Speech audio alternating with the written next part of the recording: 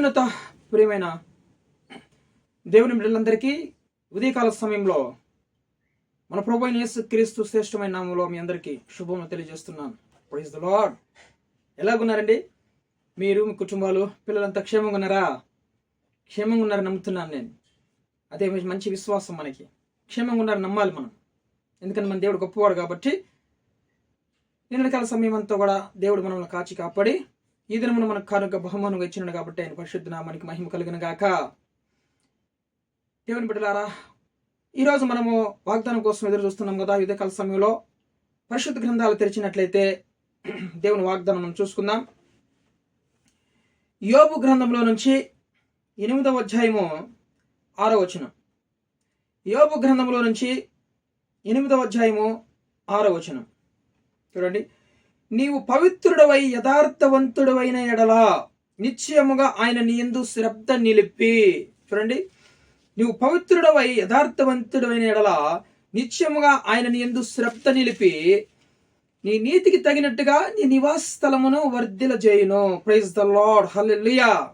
చూడండి, మన నీతికి తగినట్టుగా నివాస స్థలాన్ని మనకి వర్ధిల చేస్తారంట దేవుడు ఆయన. ఇప్పుడు మనం ఏం చేయాలంటే మనము పవిత్రులం కావాలి, పరిశుద్ధంగా ఉండాలి. మన దేవుడు పవిత్రుడు కదా, పరిశుద్ధుడు ఆయన. మనం కూడా పరిశుద్ధంగా ఉండాలి. నువ్వు పరిశుద్ధుడు కనుక మేము కూడా పరిశుద్ధులై ఉండాలి ప్రభు అని మనం ప్రార్థన చేయాలి. దేవుడు అన్నాడు, నేను పరిశుద్ధుడు కనుక మీరు కూడా పరిశుద్ధులై ఉండండి అన్నాడు కదా. ఈరోజు మనము పవిత్రులమై యథార్థవంతుడమైన ఎడలా, ఒకటి నెంబర్ 1 పవిత్రులం కావాలి, యథార్థవంతులం కావాలి. యథార్థవంతులమైతే యథార్థవంతుడు ఎడల ఆయన యథార్థంగా నడుచుకునే దేవుడు అంటున్నాడు. హల్లెలూయా. మనం పవిత్రులం కావాలి. ఇప్పుడు పరిశుద్ధపరచుకోవాలి, మన హృదయాలను పరిశుద్ధపరచుకోవాలి. మనం ఇంకా ఎక్కడైనా అపవిత్రత మనలో ఎక్కడైనా ఉందేమో అని మనం చూసుకోవాలంట. నిత్యముగా ఆయన నీ యందు శ్రద్ధ నిలిపి అన్నాడు అనమాట. మన యందు దేవుడు శ్రద్ధ నిలిపి మనల్ని ఆశీర్వదించాలంటే, మన నివాస స్థలాన్ని దీవించాలంటే మనం ఫస్ట్ నెంబర్ 1 పవిత్రులం కావాలి, యథార్థవంతులం కావాలి. ఈరోజు నువ్వు పట్ల మరి దేవుని పట్ల యథార్థత కలిగి ఉన్నావా? నువ్వు ప్రజల పట్ల యథార్థత కలిగి ఉన్నావా? యథార్థంగా నడుచుకుంటున్నావా? అందరి వలె మనం కోపతాపాలు, అసూయ, అల్లర్లు, ఇవన్నీ మత్సరములు, ఇవన్నీ హృదయంలో పెట్టుకొని మనం ఇంకా క్రైస్తవులను చెప్పుకుంటున్నామా? ఈరోజు నువ్వు పవిత్రుడు కావాలి. యథార్థమైన హృదయం మనం సంపాదించుకోవాలి.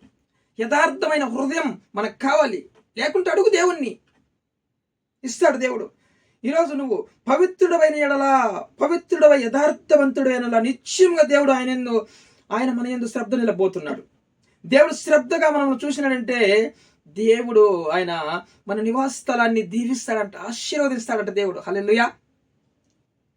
చూడండి, మరి అదే యోబు గ్రంథంలో కూడా యోబు ఇంకొక మాట అంటున్నాడు. ఏమంటున్నాడంటే 33వ అధ్యాయంలో చూడండి 9వ వచనం. ఏమనగా, నేను నేరము లేని పవిత్రుడను, మాలిన్యము లేని పాపరహితుడను. హల్లెలూయా. యోబులో ఏ పాపము లేదు, ఏ మాలిన్యం అని అతను అంటలేదు. ఎవరు ఎంతమంది నిందించినా కూడా, తన భార్య అతన్ని నిందించినా కూడా, రా దేవుని విడిచిపెట్టి మనం మరణం అవుదాం అన్నా కూడా, ఇంకా దేవుడు అంటామని అవన్నా కూడా ఆయన హృదయానికి మాలిన్యం అంటలే. పాపరహితుడు కాల, ఆయన పవిత్రుడిగానే జీవించాడు, యథార్థవంతుడిగా జీవించాడు యోబు. ఆయన యథార్థవంతుడు, పవిత్రుడు కాబట్టి ఆయన నేరము లేని పవిత్రుడు అంట. ఆయన అంటున్నాడు కదా, ఏమనగా నేను నేరము లేని పవిత్రుడను. కాబట్టి యోబును దేవుడు దీవించాడు లేదా? అతని నివాస స్థలాన్ని దేవుడు దీవించాడు లేదా? కోల్పోయినది కాకుండా కోల్పోయినంతకంటే 2 అంతలు దేవుడు ఇచ్చాడు లేదా? తిరిగి ఇస్తాడు. ఈరోజు నువ్వు అన్ని కోల్పోవచ్చు. మన గృహంలో, నీ కుటుంబంలో నువ్వు ఏదైనా పోగొట్టుకుని అన్ని కోల్పోయి ఉండొచ్చు. కానీ నువ్వు యథార్థవంతుడివై పవిత్రుడైన ఎడలా దేవుడు నివాసాలన్నీ వర్ధిల్ల చేస్తానంటున్నాడు దేవుడు. ఇది నిశ్చయము, వాగ్దానం, దేవుడు చేసే వాగ్దానం. మాట తప్పని దేవుడు ఆయన దేవుడు కనుక మాట తప్పడు. మనం మాట తప్పుతాం, మన అపవిత్రులం. మనం ఈరోజు మన హృదయాన్ని యథార్థంగా కడుక్కోవాలి, మనం పవిత్రపరచుకోవాలి మన హృదయాన్ని. పవిత్రుడైన ఎడలా, యథార్థవంతుడైనలా నిత్యముగా ఆయన మన యందు శ్రద్ధ నిలుపుతానంటున్నాడు దేవుడు. దేవుని నామానికి మహిమ కలిగిన గాక. చూడండి, విలోక మాలిన్యము యోబును అంటలేదంట. మాలిన్యము లేని పాపరహితుడు నేను అన్నాడు ఆయన. ఈరోజు నువ్వు ఆ మాట చెప్పగలుగుతున్నావా ధైర్యంగా? నీ కుటుంబాన్ని దేవుడు నివాసస్థలాన్ని దీవిస్తాడు. దేవుడు బిడ్డలను దీవిస్తాడు, కుటుంబాన్ని, భార్య బిడ్డలను దీవిస్తాడు, నివాసస్థలాన్ని దీవిస్తాడు దేవుడు. ఉన్నతమైన స్థితిలో వారి హెచ్చిస్తాడు దేవుడు. సమస్త జనముల కంటే నేను హెచ్చిస్తాడు. ఎన్నో వాగ్దానాలు ఉన్నాయి, అవన్నీ కూడా మన పట్ల దేవుడు నెరవేర్చబోతున్నాడు. దేవుడు నామానికి మహిమ కలిగిన గాక. ఈరోజు నువ్వు పవిత్రుడు కావాలి. ఇంకా నీలో అపవిత్రత ఎక్కడున్నా అపరిశుద్ధత, అపవిత్రత నీలో ఇంకా మురికి అంటుకొని ఉందేమో, ఈరోజు హృదయపూర్వకంగా ఈరోజు పవిత్రుడు కావాలి. నువ్వు కడుక్కో, ఆ మాలిన్యాన్ని కడిగి యథార్థవంతుడు కా. నువ్వు యథార్థతతో మాట్లాడు. ప్రజల పట్ల, సేవకుల పట్ల, సంఘంలో యథార్థంగా ఉండు, యథార్థంగా నడుచుకో. నిత్యంగా దేవుడు మనం దీవించబోతున్నాడు. దేవుడు నామానికి మహిమ కలుగును గాక. మరి తిమోతితో కూడా మరి పౌలు గారు ఒక మాట అన్నారు చూడండి. మొదటి తిమోతి 5వ అధ్యాయము 22వ వచనం చూడండి. 5:22 త్వరపడి ఎవరి మీదనైనాను హస్త నిక్షేపణ చేయకము, పరిపాలనములో పాలువాడై చూడండి, పరుల పాపములో పాలువాడవై ఉండకము, నీవు పవిత్రుడుగా ఉండినట్లు చూసుకునము. చూడండి, పవిత్రులుగా ఉన్నట్టు మనం చూసుకోవాలి. త్వరపడి అవసరపడి ఎవరి మీద మనం హస్త నిక్షేపణ చేయకూడదు. అనుజనుల వల్ల మనం ప్రవర్తించకూడదు. దేవుడు నిన్ను దీవించాలంటే, నివాసాలను దీవించాలంటే నువ్వు పవిత్రుడు కావాలి, యథార్థవంతుడు కావాలి. ఆ జాగ్రత్త చెప్తున్నాడు పౌలు గారు తిమోతికి. ఆ జాగ్రత్తను చెప్తున్నాడు అనమాట. త్వరపడి ఎవరి మీద నువ్వు హస్త నిక్షేపణ చేయకమో,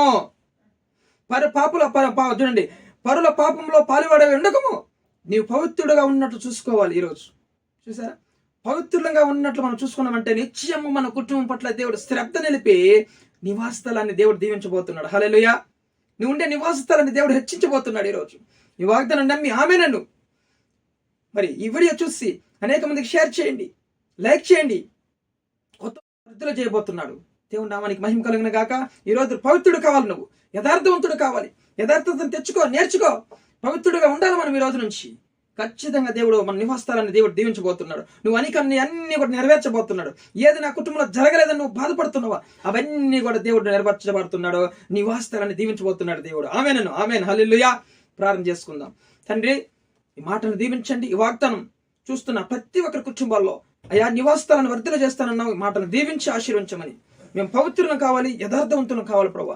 యథార్థత కలిగి నివసించాలి.